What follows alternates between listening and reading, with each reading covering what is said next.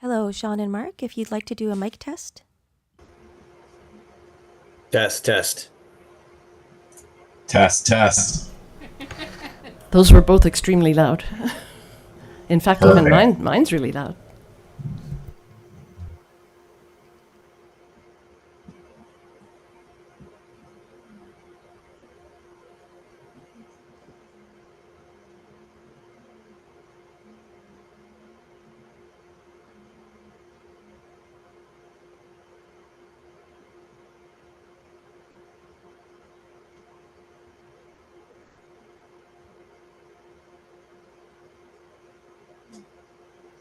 Thank you, counselors. You can go ahead and mute as you need.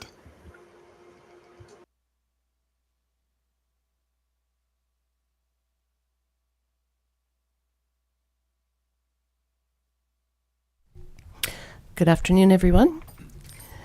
The December 19th, 2024 Special Council meeting is called to order at 4:02. Council would like to acknowledge the Ucluelet on whose traditional territories the District of Ucluelet operates. Audience members and delegates are advised that this proceeding is being video recorded and broadcast on YouTube and Zoom, which may store data on foreign servers. There are no late items. May I have a motion to adopt the agenda as presented? So moved. Councillor Hoare. Councillor Mafty seconds. All in favour? None opposed. That carries. Is there any unfinished business? Seeing none, there is one report item, 5.1221 Monado Road, Arif, OCP Amendment, Rezoning, Environmental DP. This report will be presented by the Director of Community Planning, Mr. Gregg. Thank you, Mayor McEwen. As requested, staff have prepared the bylaws, agreements, and covenants in your agenda package. They've not been reviewed by our lawyers, but we think they're solid. We've based them on a lot of previous agreements that the district has entered and others. Staff certainly recommend that council should receive advice from the municipal solicitors on this before committing to these agreements. Our role is to help council make informed decisions, and so of course we recommend that path, but we also understand council's desire to see this move to a public hearing as soon as possible. I want to note that there are alternative versions in the staff report, in the appendices that have been provided by the applicant, and Arif would like to see numerous changes to the particularly the housing agreement bylaw, the housing agreements and the covenant. So I think it might be best for council to start by asking the applicant for sort of essentially an explanation of why they're seeking those agreements. Some of it I think has to do with timing and their other agreements, and so sort of understand why the changes they're requesting, why they think they're needed, and in such a sort of compressed timeline that isn't allowing for legal review. I think then certainly I think it would be helpful. Then we could certainly step through a few examples from the agreements, and sort of if council has questions, answer sort of why it has been drafted the way as we have, and see if there's any questions from council. Thank you, Mr. Gregg. Would the applicant like to speak?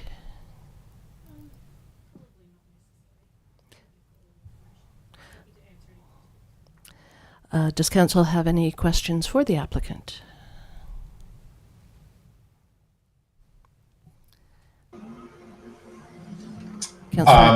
Through the mayor, I can't see who's in there. Is the applicant there to answer questions right now? Jody's here. Okay, I just wanted to confirm. Just to put it on the record and for the sake of posterity, it might be useful to have a brief synopsis of why time is of the essence here. I think it would be useful to just sort of have that addressed before we move on. Yes, is Josh on the Zoom? Josh, if you are on Zoom, please raise your hand.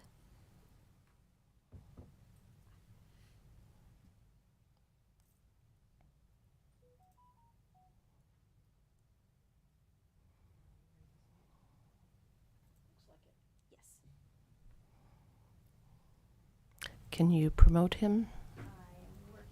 Okay. This is where we need that Jeopardy Music. sound. Yeah. I'm going to get it as a ringtone so we can use it. There we are. Hello, Mr. Hunt. Hello, Mayor and Council. Nice to see you. It's a bit of a shame I can't be there today, but getting very close to Christmas that we can see most of us are off to see family, and a lot of our families are abroad, but nice to see you. Exactly. So one of our councillors has suggested that it might be good to have a bit of a synopsis from you as to why you're requesting some of these changes to the staff recommendations, and why there is such sort of a time element to this. Yeah, sure. Happy to talk through those. The main reason to keep the momentum of the process moving is because there's a lot of moving parts in any one particular development, and we wanted to keep things moving as quickly as possible in order to facilitate being able to put affordable and attainable housing on the ground as soon as possible. We certainly are not suggesting that we are not happy for Mayor, Council and staff to seek their legal advice.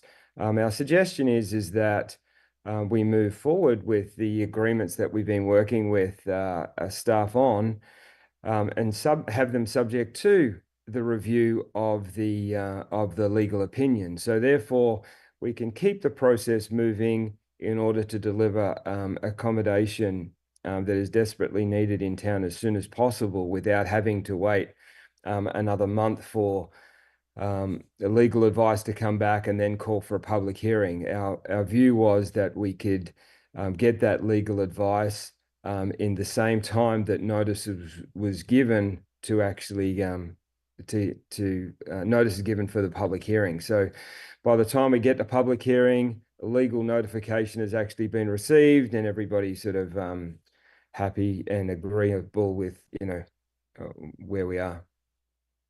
Does that answer the timing question, Councillor Mappy? Yes, thank you. And based on legal advice, there could be some amendments made without having to hold another public hearing. Is that right, Mr. Gregg? Mayor McEwen, it really depends on what are the changes. Minor things, that may be true. If it's substantial, then certainly there is. That's the risk of not having the legal advice ahead of time, is that if there were changes that were substantial, then they'd be suggesting you should go back and hold another public hearing, which would actually extend the timeline. So, Right, thank you. Anything further, Mr. Hunt? No, I would just point out that timing for any project, not just our project, any project is crucially important. As I'm sure we're all aware, if I called the bank today and said, do you mind not charging any interest for the next month because we are waiting for another monthly process to happen, that doesn't happen, and therefore all of these costs continue to accumulate onto the project. And as per the commitment that ERIF and that is to deliver this project, which basically get added to the... You're cutting out quite badly, Mr. Hunt, but from... So that the deliverable of affordable and attainable housing is passed on. Sorry about that. Maybe we could hand off to Juliet, who's an important part of our team. She has a hand raised. She may have a better internet connection than I. Miss Owen, can you promote Juliet? Okay.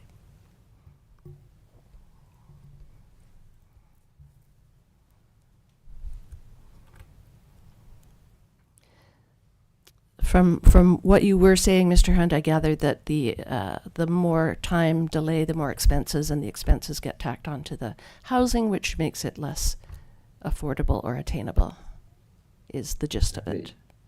That's exactly the point. Thank you, Mayor. Through the Mayor, thank you for having us here, and apologies for relying on technology to join you today. The other question asked by Councillor Mathie was with regard to the differences and points that had been amended by ERIF. So drafts were put forward by ERIF last Thursday, and we received alternate drafting from the staff only yesterday with a few hours notice. So we've done our best to annotate those redrafted documents with some points with regard to changes needed from an ERIF perspective. I just hoped I might be able to walk you through them briefly. Our whole driving force behind this project is to ensure that homes are sustainably attainable for the community. And one of the challenges that we face, and I'm sure Councillor very conscious of it as well, is when we're designing policy, it's a point in time policy. So housing agreements are designed to lock that in for some decade or decades. But the definitions that are used are often based on, for example, in this case, we've asked to base attainable housing on the definition in the official community plan. The challenge is, of course, that when a contract is signed, it binds for some time, and we're wanting to be as responsive as possible. And the kind of mechanisms that we're seeking to use to ensure that homes are maintained as attainable in pricing for the Ucluelet community, but also able to be responsive to that community need over time, is what's driving the changes that we have requested. So if I may, pointing to the bylaw, the documents placed before council today, the first is an official community plan amendment that was given first reading at the previous council meeting, but is sought to amend slightly because of the definitional change that the planning department has suggested is needed in order for it to be that the lot 3 and half of lot 5 would be able to be used for vacation rental. And the intent behind using those from vacation rental is quite simply to uphold the financial viability of the balance of the development and make those attainable and affordable homes as inexpensive for the community as possible. So that's the OCP amendment. There's no dispute on that from ERIF. I think that if that's what the staff require to be consistent with the zoning that is already in the community, then that's perfectly fine. The second document put forward was with regard to the bylaws. We were asked to give some additional data on those bylaws for rezoning. This has been rezoned in 2022, but the rezoning bylaw that has been put forward simply amends it to reflect the master plan. So the bylaw in the previous rezoning was so specific, and it was designed for Monarto Bay's development, and therefore it's unable to be used where it's specified specific parts of the site will be used as certain zoning. So that bylaw has been updated. We were asked to provide additional dimensions of where the future potential strata phased developments of lot 1, 3, and 5 would be placed. So it threw our surveyor and our architect into a bit of a tailspin, but we have done our best to provide that. The numbers as a result are fairly conservative on the setbacks and lot coverage. We believe we'll be able to give greater setbacks than that. But of course, when there's a phase development proceeding, it needs to be as conservative as possible to allow for future lot lines where they need to lie. So there's no dispute with regard to the bylaw there. We're supportive of what the staff have put forward for the rezoning bylaw. And the last two remaining documents that are have been put forward by staff with regard to the housing agreement. And there's two schedules attached to that, one for rental and one for attainable homes that we're seeking to sell. And the other is with regard to the covenant restrictions that really tie that in as carrying with the title of the land. So those two documents, I'm not entirely clear on the process from here, whether they require a full public meeting or the intent for staff to put those forward today was so that they were passed in alignment with the OCP and the rezoning bylaw. But we've done our best to provide comment as quickly as possible. So through the Mayor, if I may, I'll quickly respond on what the amendments requested by ERIF were. The first, with regard to the bylaw for the housing agreement, is that we have been asked to nominate the specific number of homes that will be on lot 1 and lot 2 that will be both attainable for all of them and some of which will be dedicated as affordable. The reason for the definition difference there is that there is a slight definition difference. The attainable definition is derived from the OCP, the Official Community Plan, and with some additional notes from ERIF on how that should be used as a formula. And the affordable definition is bound by the CMHC commitment that we make in a funding agreement, usually for the term of 20 years, on how those 30% of Lot 1 will be affordable homes. Actually quite a strict definition, very much bound by that funding, and not something that we can commit beyond or outside of, because that primary commitment on those affordable homes is to CMHC as the funder. So for that bylaw, the request is that we nominate the specific number of homes that will be in Lot 1 and Lot 2. That number is 182. Of course, that number is assuming and reflecting that the yield both in what is approved and what is able to be constructed on site is that precise number. So we added a simple clause there to say, hey, if it falls below that 182 homes, then we would need to make adjustment there. If it's as per the current master plan, then all 182 homes for Lot 1 and Lot 2 will be dedicated as attainable. And 30% of those in Lot 2 will be affordable rentals under that CMHC definition, which is quite a bit lower again. So Lot 1, the intention is that that will be attainable homes that will be sold and create home ownership within the community, whereas Lot 2 will be 30% affordable homes bonded under CMHC, and the balance would be attainable homes. We included in the bylaw a very clear and precise definition of attainable homes. That was removed from the staff's alternate set that were returned to us. The entire definition is really important for attainable homes. It is based on the official community plan definition, but in addition to that, it needs to be quite clearly defined as a formula so we can reach an actual figure that is adjusted by either CPI or the Canadian Building CPI. So the reason for that is, as you can imagine, the cost of building changes, the cost of living changes. There needs to be ability to update that definition as we pass. For example, when new census data is received, it's currently based on the 2021 census data, which defines Ucluelet household income, but that would be defined again as the census data is updated. So the definition allows for that, as well as with those CPI increases. Our hope is with commencement of construction as imminent as we can possibly make it, and we appreciate the work that council are doing to fast track approvals for that end, that we'll be able to get construction underway and keep those prices down. But we do know that construction costs and cost of living are increasing, and we're trying to find a balance between those two. So the entire definition of attainable and a clear formula on that, I think, will make it really much more feasible going forward. Similarly, in the definition of eligibility, you'll see in Part 1B, Eric has made some red line amendments there. When we talk about eligibility, it's really important to us that this is feasible for the long-term sustainability in this community. We're not here to start by providing attainable homes and then not be able to sustain those going forward. The way that definition has been allowed for in eligibility is a little more responsive to community and designed with mechanisms to be responsive to the community than what staff have put forward. So the not-for-profit entity would have a local community board that has representatives of the community that have an ongoing role in confirming that eligibility. We also wanted to allow for relocation of families for the benefit of the community if they don't reach yet the 1-year residency requirement. The way that staff documents had been put forward was only for those that had been full-time workers within Ucluelet for at least a year. It doesn't really give space for those who aren't yet full-time.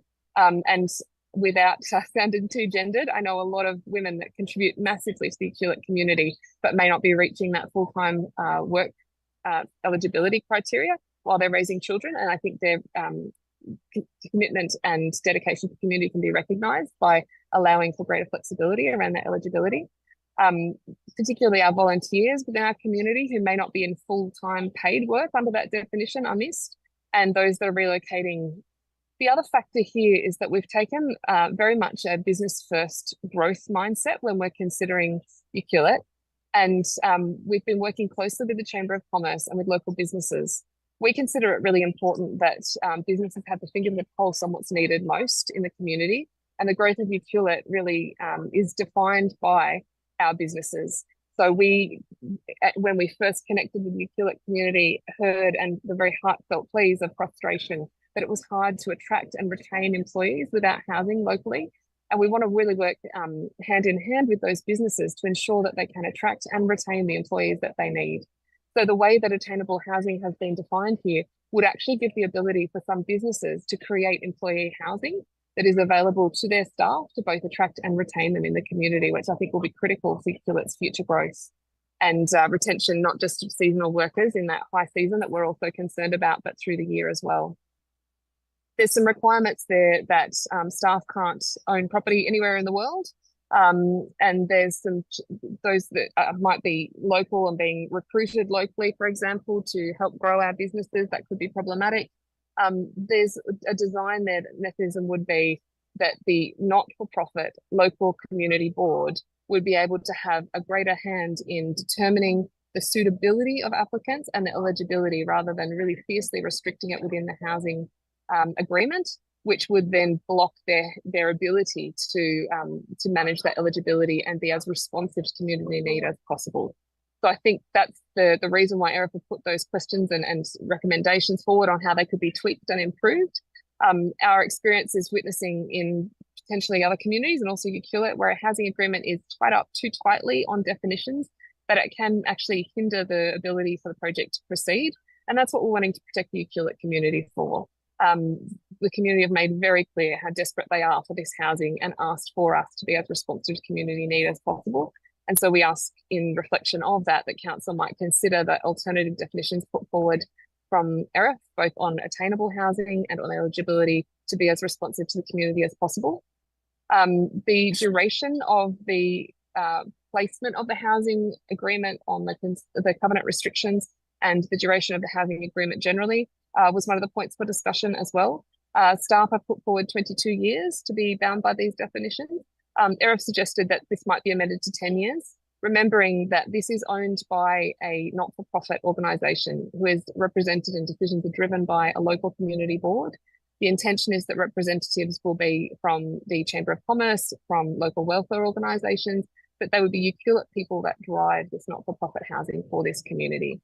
So the intent there was not to say at that point these homes might be taken away from the Uculet community. I can't imagine any local community board even imagining something like that, but that the housing agreement duration might enable that community to have the community board to have a better influence over any definitions that might be hindering the ongoing feasibility or financial viability of the homes being retained as attainable for the Uculet community in the long term, and making sure that the not-for-profit organisation that is looking after these homes can be sustained long-term in the community.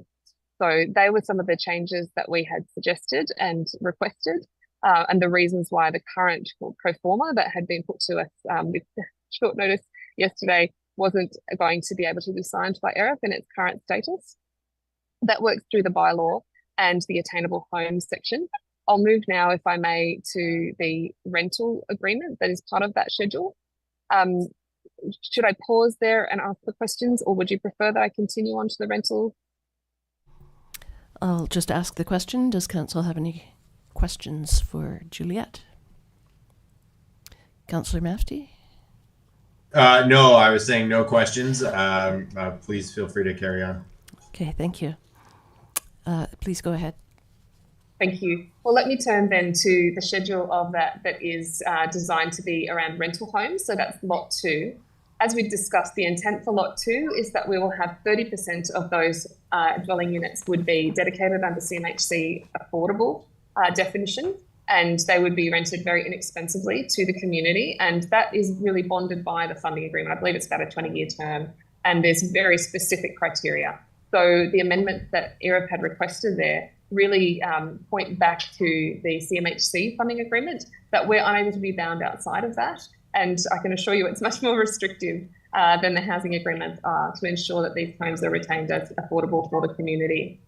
The second part of that was with regard to eligibility, which we've already discussed, the challenges of the definition that was put forward by the staff, only allowing for those that have been full-time workers in the community for at least 1 year. We really want to create that flexibility, that those that are relocating for the benefit of the community, and I would imagine being put forward by local employers and welfare groups that don't yet meet the 1 year residency requirement, may still be considered eligible by the local community board. They may also be volunteering or not yet full-time workers, would still be able to demonstrate their suitability, or they may be retirees locally that have demonstrated a commitment as employees and to the community. Similarly, the definition of attainable has been reinforced here so that it has a clear formula, and that definition of attainable can take into account CPI changes over time. And the purpose, again, is just to reinforce that this is sustainable for the community in the long term. The other note there was a penalty recommended of $500 a day against the not-for-profit housing provider if there is any person who resides in one of the units that isn't precisely matching the definition of eligibility. $500 a day is an enormous penalty for any not-for-profit to bear, and we ask that that be revised to a lower amount. Of course, the intention is to have 100% compliance with that eligibility, and that will be managed and overseen by the local community board of the not-for-profit housing provider. But in the event of any unintentional breach there, we felt $500 a day penalty was quite fierce on a not-for-profit to be able to bear. There was also a restriction that the not-for-profit provider would not pass on any expenses of utilities to tenants. And there's some question there of whether that is consistent with the CMHC commitments, but also there were some concerns if we were talking about a 10-year term and a 20-year term for the affordable homes, that this may undermine the feasibility of the housing provision by that not-for-profit entity. We ask that that clause be removed so that the board is able to determine what is appropriate for passing on utilities to tenants. There was also that duration that was discussed in the same way as above, and ensuring that business owners with a valid business license and employing one or more individuals can rent the property exclusively to permanent part-time or full-time employees who'd be using the property as their primary residence. And that was really reflecting the conversations that have been had with the Chamber of Commerce and local business, who are saying the desperate challenge that they have in providing appropriate and sustainable accommodation for their seasonal workers and for their full-time workers. We would like the ability also for Erif as one of the local businesses to be able to accommodate our staff there, particularly during the housing construction. That will be critical that they're able to rent locally. We promised the community that this would not cause additional burden on the community and their shortage of housing. So the intention is that during the construction process, there would be critical staff that need to be accommodated, and that rental would be made available to them. There was a specific clause there that said that Erif, as the owner of the land, was unable to accommodate family or staff, so we've asked that that be removed. And then a specific clause related to tenant income and gross household income, we've asked that that be amended so that the appropriate attainable definition that is described is used. So we've made those markups there. I apologise, there's a bit of red pen and some commentary, and it was done at quite short notice, so apologies for any typos, but we've done what we can to respond to that. So there are notes on the housing agreement specifically, and as they have been put forward by staff, you can hopefully from that description understand why the current form that was provided to us yesterday wasn't suitable, and some of the logic and reasons behind the needs for those changes. We're happy to take any questions on those. And then I'll just quickly refer to the other document, which is the Section 219 covenant restrictions. Those are really designed so that the housing agreements and any other points bond the land. They pass with title and reinforce our commitment to the decisions that have been committed to in those housing agreements. So the points that we had made there, and you'll see them in red pen, was just in 2E, in Lot 5, to uphold the viability and financial viability of the Lot 1 and 2 rentals. We had asked that 50% of the vacation rentals, 50% of Lot 5 only may be used as vacation rental. It's just to ensure that they have enough income to help cover the costs of the not-for-profit parts of the development. The staff had put forward that it would be 50% of each and every building, which can get a little bit complicated within a single home. If some people are vacation and some people are permanent, it can also mean that if there are an irregular number of units in each of the individual buildings, it gets a bit confusing as to which is 50%. So we asked that it just be 50% of all dwellings being vacation rentals. That would give us the ability to designate a whole building perhaps as vacation rentals, so that doesn't have that complication. So 50% of the entire number of dwellings on Lot 5 would be the cap for the vacation rentals, rather than in each and every building. Then there was a reference to the additional, we have quite a significant, as you know, park setback. It's 30 metres from the foreshore to protect that environmental area. Nearly 30% of the entire site has been given back to the district as parkland. In addition to that, in line with the environmental report, ERIF had offered to provide an additional 1 metre setback from the property boundary. So in the example of the foreshore, that would be 30-metre setback, which is already dedicated as parkland, and then 1 metre additional from that property boundary. Staff had put forward that that would be to structures. We've asked that that be amended to the word buildings because that then allows for the correct construction by the engineers of retaining walls where the land adjoins the parkland. So we've had the joy of 15 different engineers on calls as we've been designing the flood resilient retaining walls that are required under the flood assurance statement.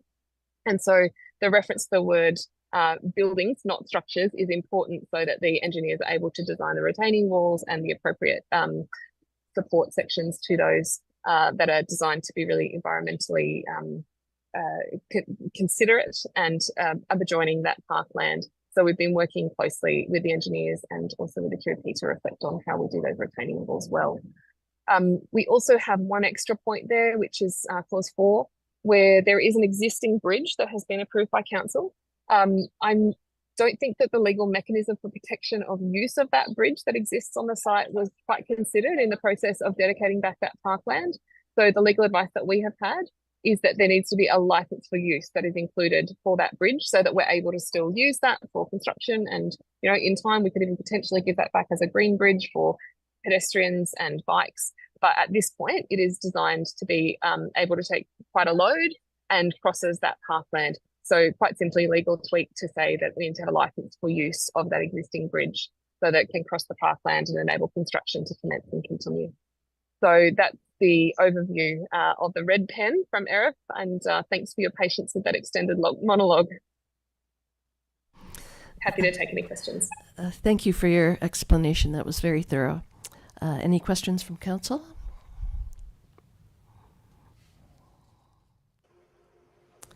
I don't see any questions. Thank you.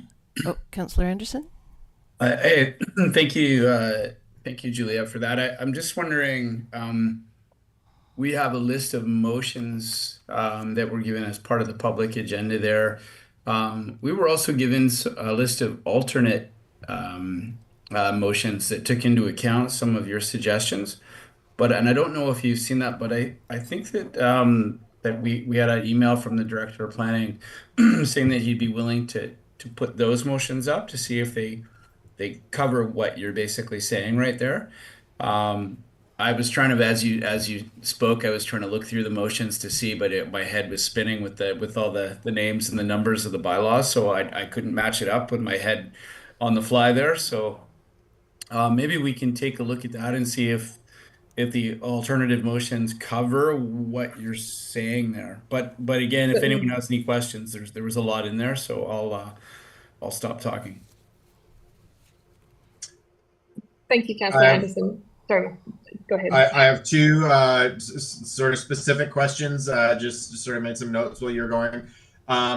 Regarding the possibility of ERIF housing employees there during construction, can you just clarify for the benefit of people that are listening what the timeline on that is? Like, when would those housing units be available to ERIF employees, and at which point or at what point would they no longer be available? Maybe Councillor Mafti, if I could respond to that. It does go a little beyond ERIF. Some of the conversations that we've had with staff, mayor and council is about the housing solution that we're doing. We are looking to bring to Ucluelet some additional manufacturing, build a manufacturing facility. And so therefore, you know, we anticipate that this could be another economic enterprise that basically happens within the community, but the companies are somewhat linked. So even though it's not exactly ERIF, there may be an overlap with our manufacturing facility. And what we didn't want to do is, you know, there could be 50 odd staff in that new manufacturing facility that are all become integral parts. They may be existing parts of the community, and we would hate to have those people all of a sudden fall under this clause to say, well, okay, now because you actually work for any company that's connected to us, you can't qualify for housing. And so there was a little bit of an overlap there that we were also, wanting to make sure doesn't happen, because if we're looking to provide jobs for the local community, and not only on a short term but an ongoing basis, we want to ensure that those people could also have access to the new housing that's just become available to the community.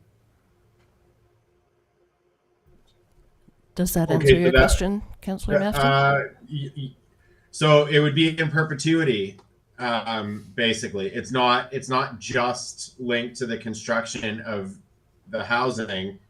It's linked to the company and its partners or subsidiaries, such that those employees would have access to that rather than be barred from it, is what you're saying. Yeah, that's right. As a company involved in providing jobs for the community, we're just not sure why it should be excluded from being able to access community-based housing. It's not as if staff that work for our company would get any special treatment or any special, they move up the rank at all. But the clause excluded them from being able to access that housing, and it would seem like a crazy thing to do, that if we provide 182 affordable and attainable houses into the community, that the people that work for our company are now all of a sudden excluded from being able to access that housing. And so that was the purpose of putting a line through that clause. Certainly there's a need for accommodation during construction, but we're also looking beyond construction to be an employer in the local community, and we want to make sure that those people are not excluded from, the housing that's available in town now because of what our subsidiary company has delivered. But in either case, the residency requirements would trump all. Absolutely. There's no special. They don't move up the priority list. They can't all of a sudden qualify where other people don't qualify. They're just in the same boat as everybody else, and there's a local community board that decide, who gets what. And just to be clear, your construction staff are not all being brought in from elsewhere. You're going to actually employ people in the community. Is that right? Certainly we are looking at being a local employer, both through the construction process as well as the manufacturing process. And so it does form an integral part of the company's commitment going forward to employ as many local people as possible. And so that's priority number one. We would hate for those people to say, oh, well, I'd love to work for the company, but now all of a sudden it excludes me from being able to get accommodation in town. Like, that sort of wouldn't be a good outcome. Understood. Any other questions from councillors? Councillor Hoare? I'm curious. There's one of the parts of the agreement is the timing and phasing of construction is at the owner's discretion. Fine. What I was looking for and don't see is the statement anywhere that the attainable and affordable housing is going to be, kind of primarily built, or at least congruent with another part if that's got to happen. But where is the part that says that it'll get built first or be the focus? I think that's part of the 219 restrictive covenant. Is that Can I not ask correct? actually to respond to that, Councillor Hawkins? That was a really helpful point and something I missed, and I apologise. I'm sitting at a public place to get Wi-Fi right now, so I missed a key point that is very critical, and I'm glad you've raised it. You will see in the ERIF amendments that we have asked that the phasing of this actually be included in the housing agreements. So there are two parts where that is noted in red. One is there as in the upper bylaw, with regard to the housing agreements, a reference that the costs would be phased over time, so that the costs of infrastructure, both off-site as contributions, but also the on-site infrastructure, would be matched to the stage and phase that is being constructed at that time. The reason for that being included in the housing agreement bylaw is because we want to ensure that the construction of the affordable and attainable sections, lot 1 and 2, which are intended to be the very first phase of construction, aren't burdened with having to put in the entire infrastructure, civils and all the rest for the entire site, which would unnecessarily put those costs up front and hinder their feasibility and financial viability. So that has been put in this housing agreement document. The second reason for putting that phasing in is the commitment that they will be done first. So you'll see that we'd ask that a schedule be added, which puts the specific order for each of the phases of development into the housing agreement. The third reason for that is that ordinarily with a development of this nature, there would be a phased development agreement, which is a separate bylaw. The advice that we had from staff, ERIF had in fact drafted that based on equivalent phased development agreement bylaws from Nanaimo. District of Nanaimo, but the suggestion from staff is that that would need to be delayed because it's a more complex legal document and has a bit more of a process around it. So as a balance of that, the suggestion from ERIF was that the phased development agreement aspect, which is specifically the phasing of the development of the site, putting the lot 1 and lot 2 attainable and affordable homes as the first part of construction, go into the housing agreement to tie that in at this point. With the trade being, hey, but can we make sure that we're not asking lot 1 and lot 2 to carry the entire cost of the infrastructure layout for the entire site? So that's the reason for those red amendments in the upper level housing bylaw and then the additional Appendix B that has been placed in there.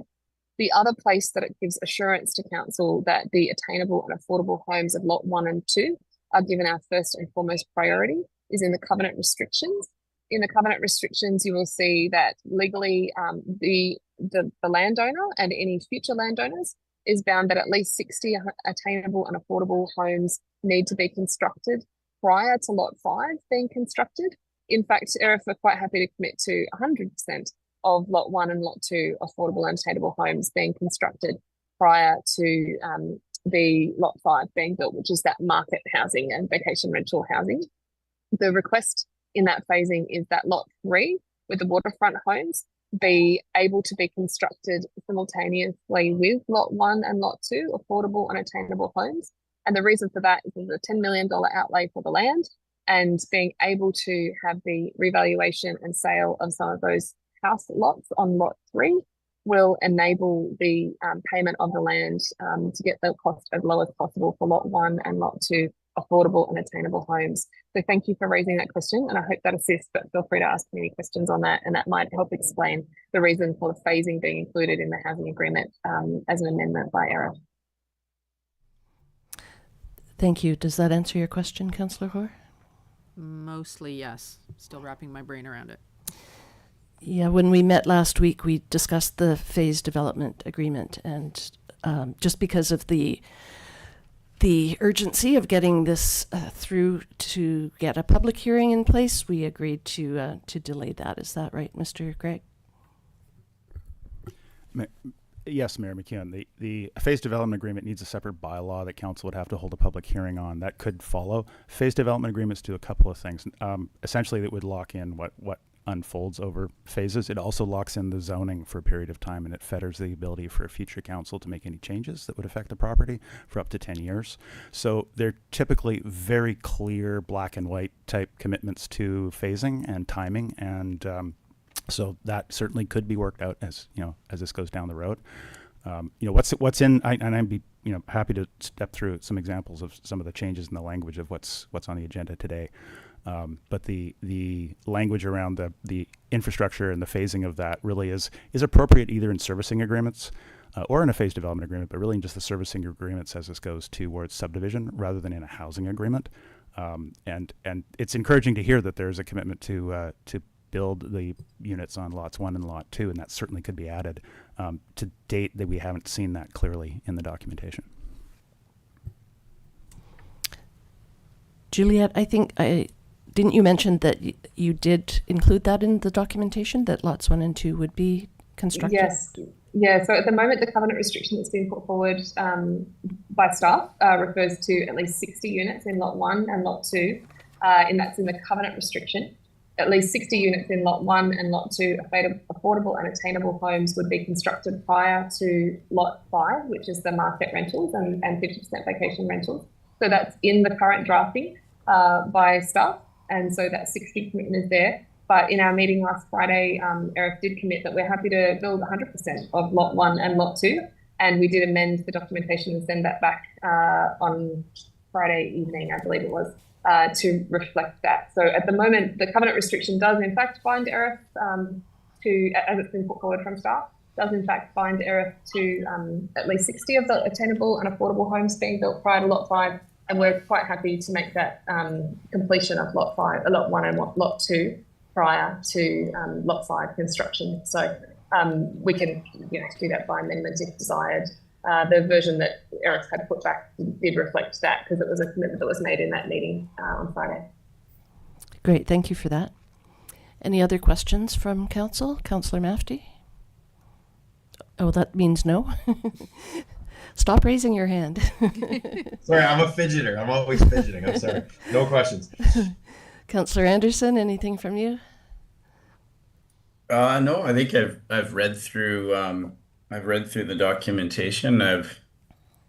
It seems to make sense to me, and I think the amendments that they're asking for also make sense. I understand that there's some things that look good on paper, and I can understand where they come from, but I think at this time, the need for affordable housing sort of sometimes precludes the extension of abating all risk. So I realize the importance of the situation. So there wasn't anything that I found to be out of line personally.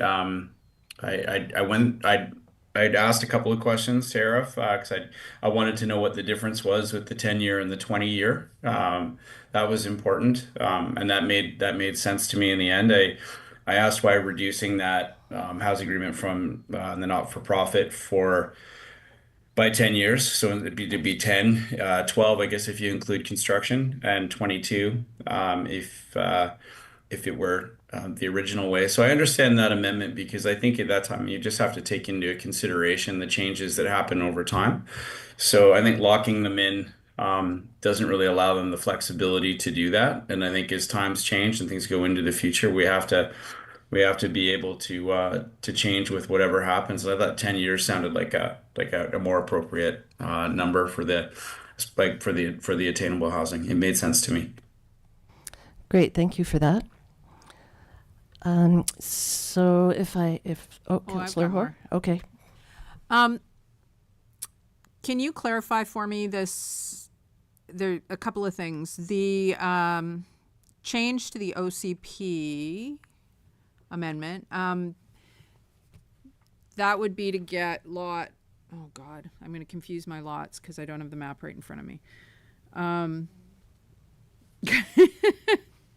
Load, come on, load.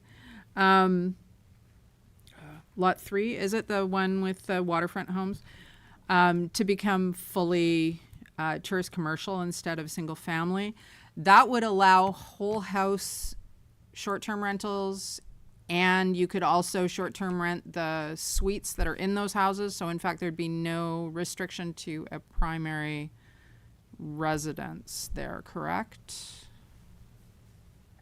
Yeah, that's correct, Councillor Hall. Thanks for that question.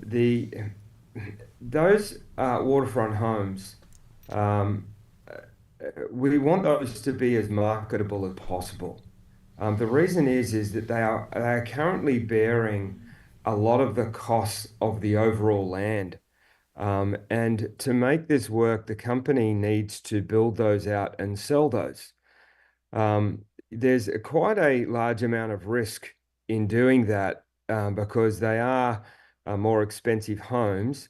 And I shared with staff and Mayor in the meeting that we had last week that we're prepared to do that, but I would like to have them as attractive as we could possibly have them to make them saleable, because really the purpose of those is to help wear the cost of a large portion of the site and to pass on those savings so that the affordable and attainable housing section of the site it can actually fall within that definition, which is quite restrictive of attainable housing. So that is correct. That's what we've actually asked for. And the reason for doing it is not because we're looking to create any sort of boutique sort of hotels or anything like that. They are built as single family homes, but the ability to be rented so that we can make them saleable to help with that overall price subsidies. And I guess the faster you can sell them, the better for your bottom line. Yeah, that's correct. What we do understand is that in this particular environment where it's fairly difficult to actually build in Ucluelet, we would have to take on the responsibility of building those. And then when you have them built, you do want them to sell as quickly as possible, because otherwise the holding costs when you've got about $18 million worth of property can really be very heavy to carry that burden for quite some time. So yes, we do want to make them as saleable as we possibly can. Councillor Horry, do you have other questions? I understand. I'm just thinking back to the conversation we had, was that last week? I don't know. It seems like forever ago, about the speed of adding short-term rentals to the district. And that would be, you know, the 11 waterfront homes, but plus the suites, that's 22, plus the potential short-term rentals in the is it lot 5 as well. It's an awful large amount to be adding to the system. I get that it takes time to build, don't get me wrong, but it is a large component of the small amount that we included as our maximum amount of short-term rentals in. Which was 55, I think. Right? And 6.6 per year. 0.6 per year. Yeah, I just I wanted to bring that point up, just that it is a lot. I personally am not, I have an issue with whole house rentals that don't have somebody living in them. That has always been something for me. So the other reason why I bring it up. Sorry. Go ahead. I'd be happy.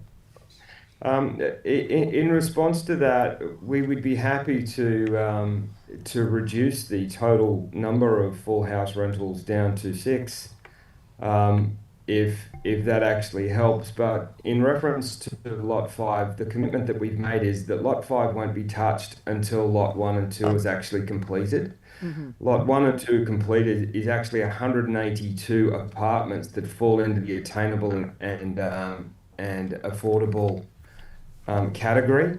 And so as far as the ratio, I understand that ratio is very important for the community to get right. But what we're really looking at is we could sort of, if you wanted to limit that to 6 of those, initially 6 of those to be done until the lot 1 and 2 is completed, and then the others could fall into that category if you want to make sure that you maintain that certain deliverable ratio.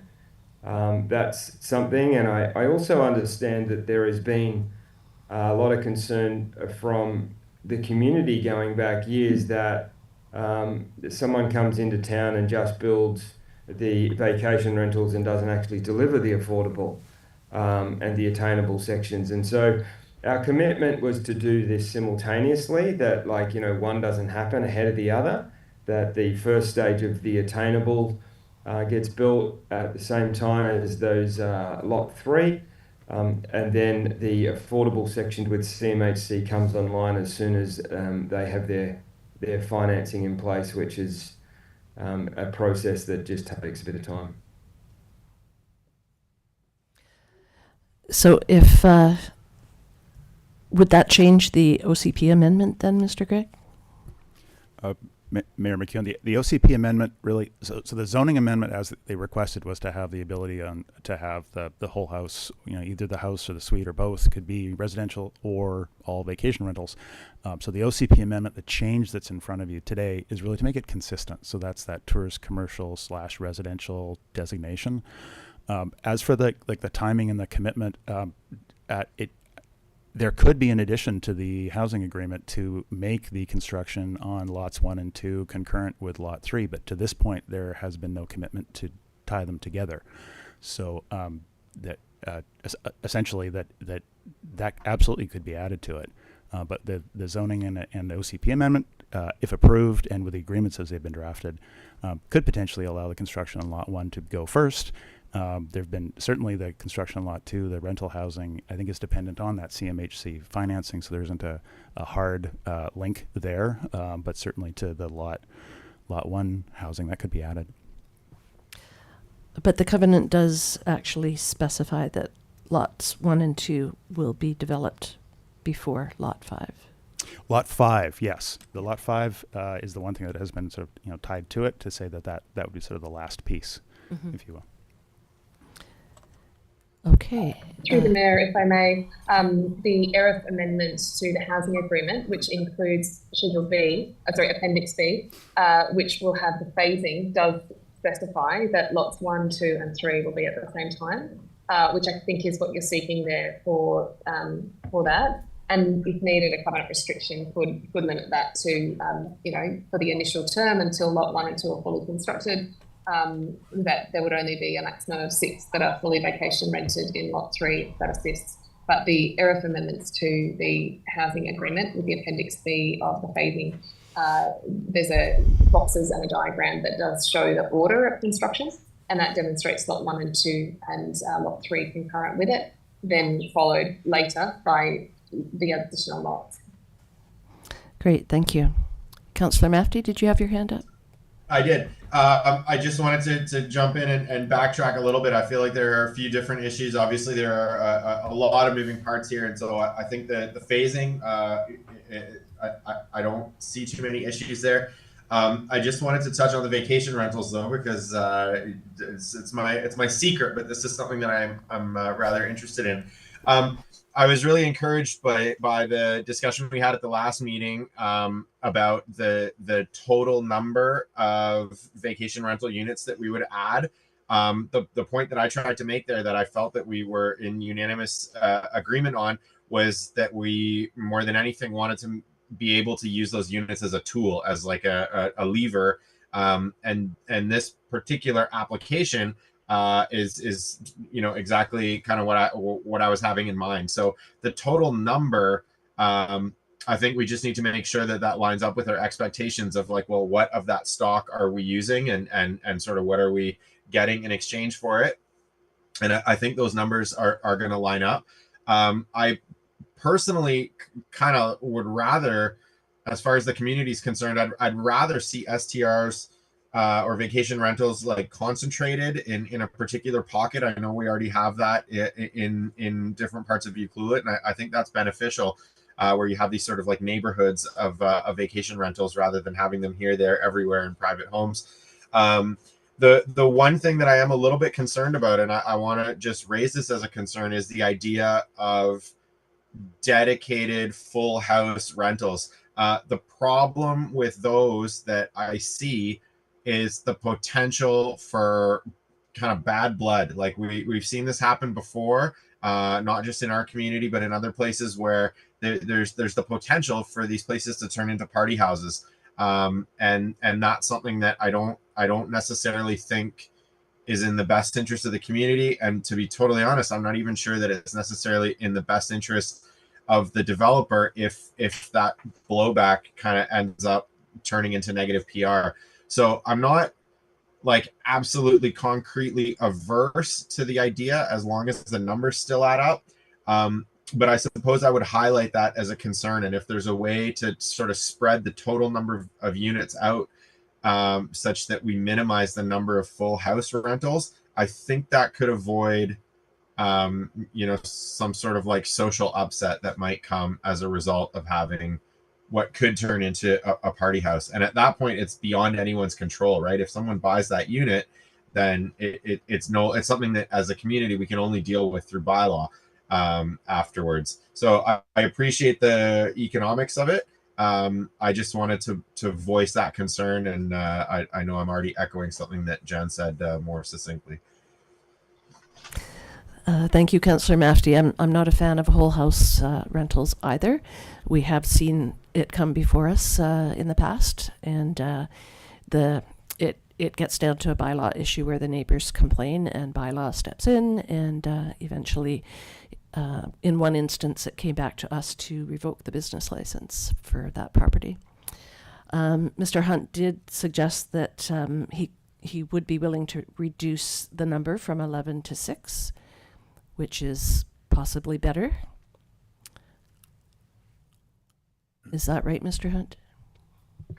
Yeah, through the mayor. That's right. Also, not anti the whole idea of whether they need to be completely holiday rental apartments. You know, whether there is a segment of they're built as homes. They're not built as many hotels.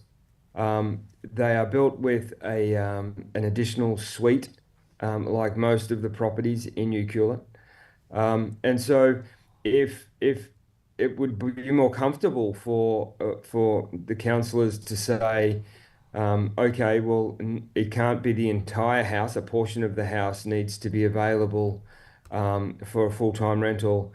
That's not a deal breaker for us either. Like I said, it's not like we're trying to create some form of hospitality offering. It's really just trying to make them as saleable as possible. So whatever Mayor and Council feel like the best solution for the community is, we will look to accommodate.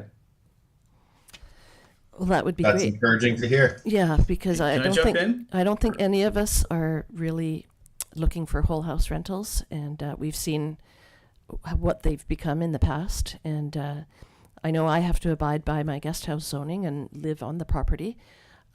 So there's always somebody there to manage the guest cabins, and that's kind of how I feel all nightly rentals should fall under that category, where there's someone in the house, whether it's the owner or a full-time tenant, that is tasked with looking after the guests and the lack of noise.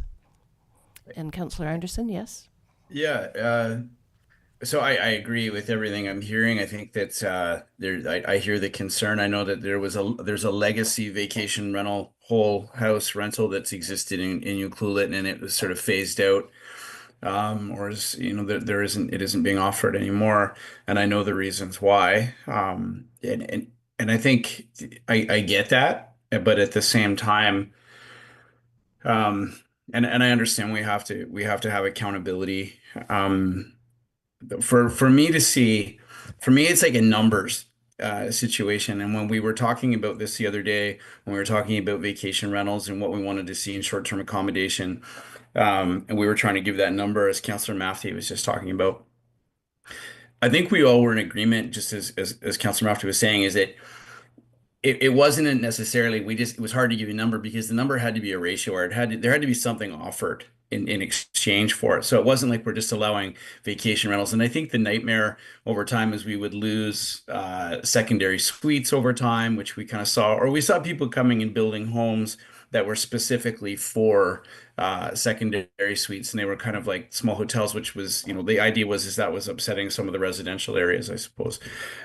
In this particular case, it's hard for me to take my eyes off the goal when it's like 100+ units of affordable.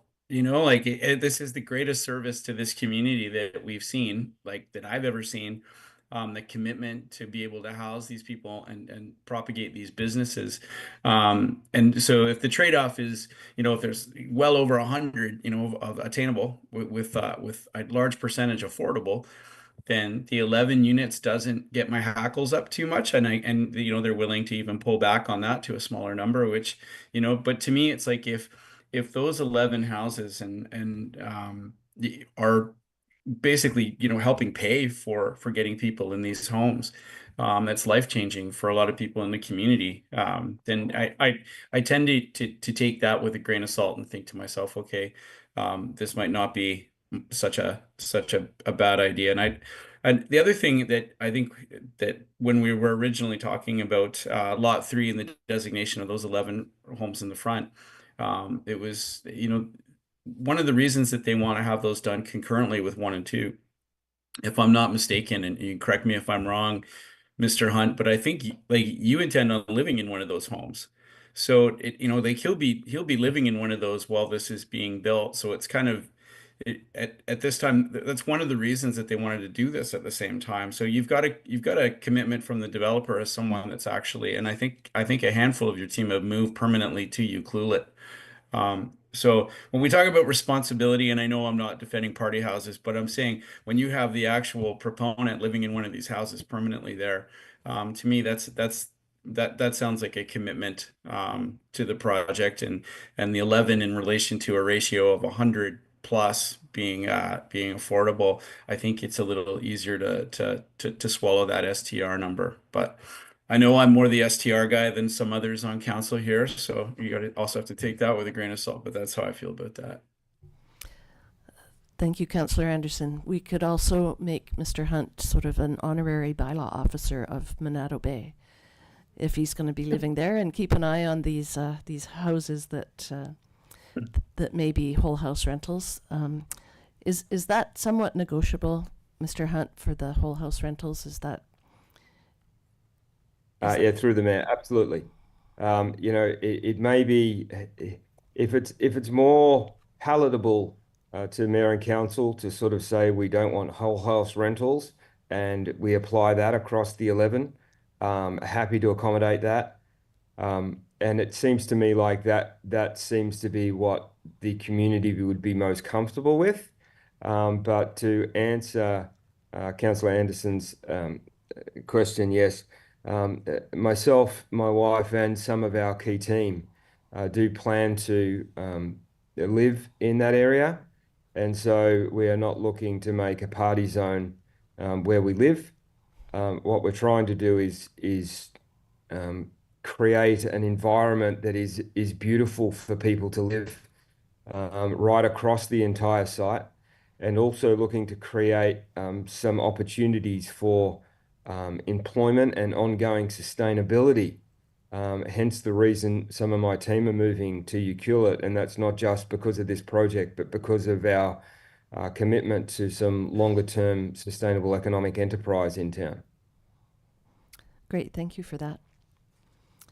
Any other questions from council?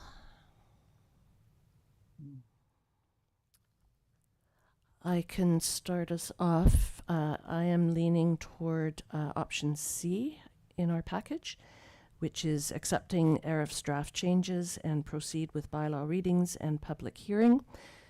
In the meantime, that would give our solicitors a chance to go over all these documents, which we didn't have a chance to get to them in such short notice.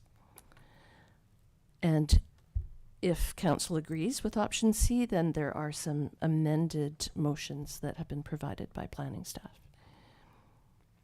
I would second that if that's a motion to move forward, Mayor McEwen. I'll second that one. Okay, thank you. Any further discussion?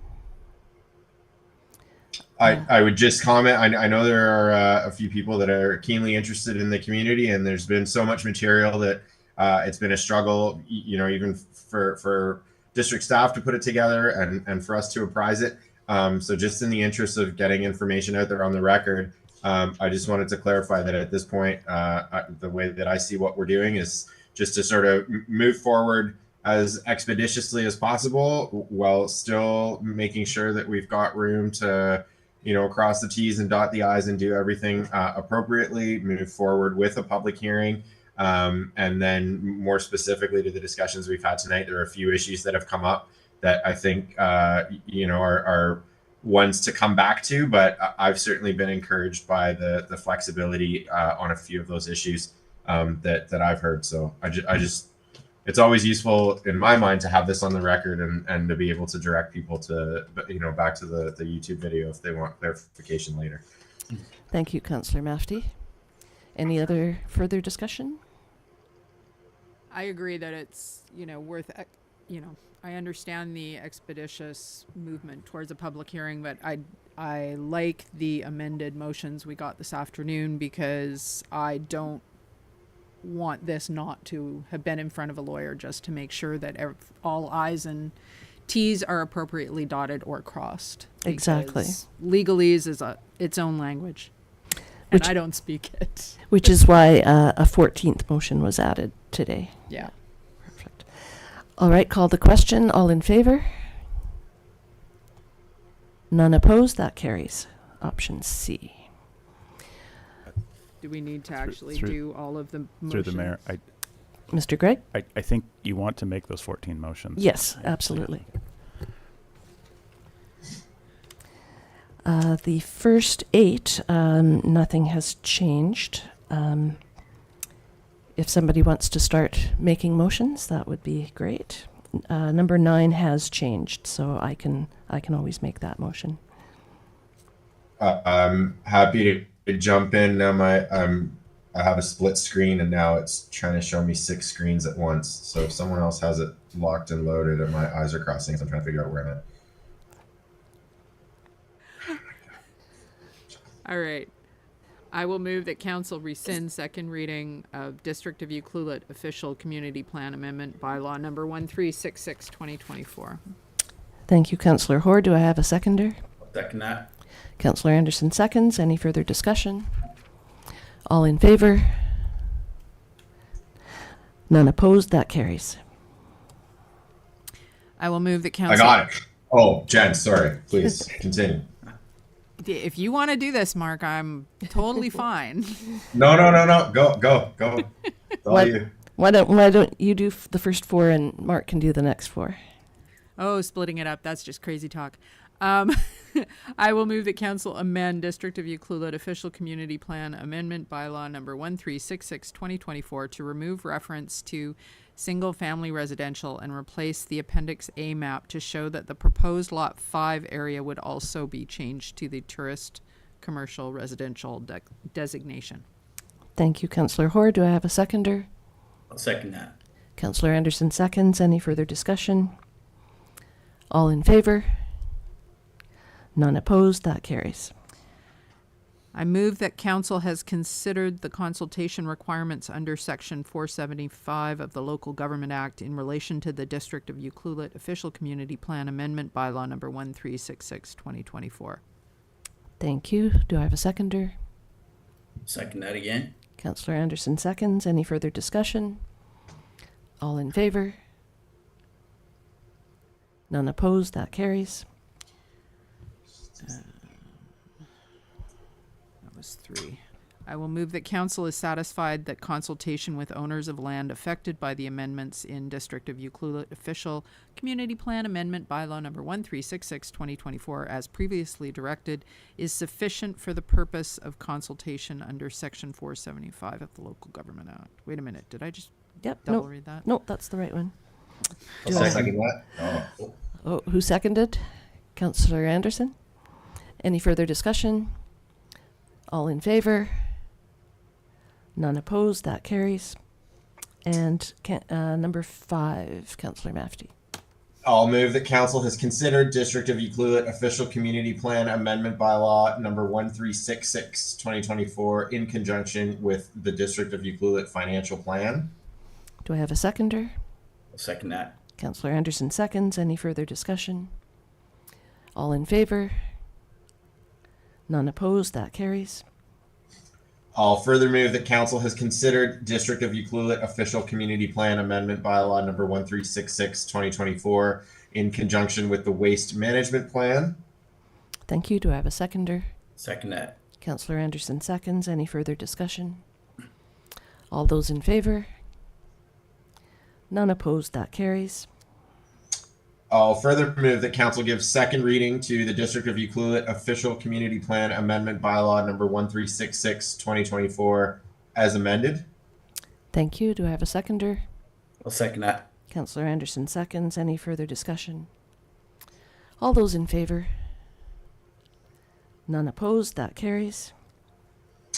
I'll further move that council give first and second reading to District of Ucluelet zoning amendment bylaw number 1367, 2024. Thank you. Do I have a seconder? I'll second it. Councillor Anderson seconds. Any further discussion? All those in favor?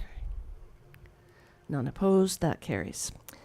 I'll take number 9. I will move that council give first, second, and third reading to District of Ucluelet Housing Agreement Bylaw number 1368, 2024, as proposed by the applicant in Appendix I to the staff report 24-131.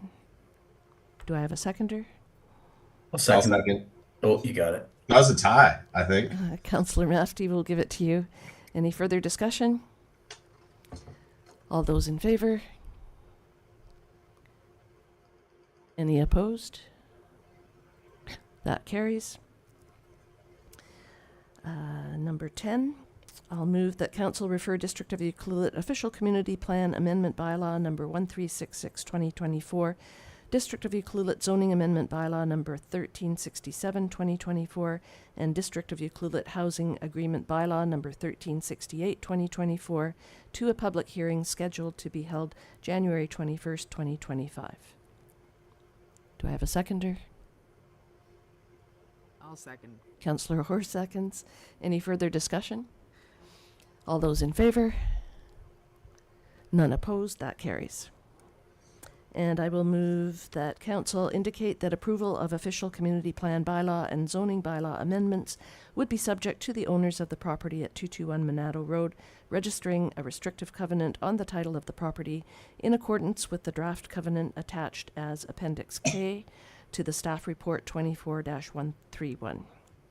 Do I have a seconder? I'll second. Councillor Hoare seconds. Any further discussion? I just want to clarify that it's updated to Appendix K. The version online says Appendix E. Yes, the new one that was provided to us this morning says Appendix K. Okay, no further discussion. All those in favor? None opposed. That carries. Who wants a turn? Councillor Anderson? Do you I'll have- jump in here for Okay, sure. okay. Yeah. Number 12, I'll move the council authorize at the time of registration of a new subdivision of the property as currently proposed discharge of the existing covenant charges CB 365207 and CA 8532151 from the title of the property at 221 Monado Road. Thank you, Councillor Anderson. Do I have a seconder? I'll second. Councillor Mafty seconds. Any further discussion? All those in favor? None opposed. That carries. Go ahead. I will further move the council direct staff to prepare a report on the potential off-site servicing costs, potential for DCC credits, ability or limitations on the district offsetting servicing costs, and security or other commitments that the district could consider in servicing agreements for the development at 221 Monado Road. Thank you, Councillor Anderson. Do I have a seconder? I'll second. Councillor Mafty seconds. Any further discussion? All those in favor? None opposed. That carries. And I'll take number 14. I will move that council refer the bylaws and agreements to the municipal solicitors for review and advice on A, the enforceability of the agreements, and B, risk to the bylaws from legal challenge. I'll second. Councillor Hoare seconds. Any further discussion? All those in favor? None opposed. That carries. Okay. Anything further from you, Mr. Gregg? Are we all clear? Mayor McEwen, I think that was very clear. Okay, thank you. It looks like that's the only item of business, so I will move that the December 19th, 2024 special council meeting be adjourned at 5:20. Do I have a seconder? I'll second. Councillor Hoare beat you. All in favor? None opposed. That carries. Pretty sure that's how it should read in the minutes. If I have to come in second to someone, there's no one I'd rather it be than you, Jen. Aw. Oh, perfect. You're so sweet. All right, thank you. Thank you everyone in the audience for being here, and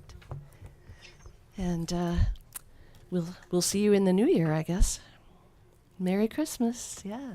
Just a thank you to staff for whipping this all together. I know we asked them for a lot, and here we are. So we're certainly grateful. Yes, I think they've been burning the midnight oil to get this all ready for us. So thank you very much. Yeah, very much. All right. Well, have a great holiday season, everyone, and stay healthy. There's something going around. Try and avoid it. And we'll see you in the new year.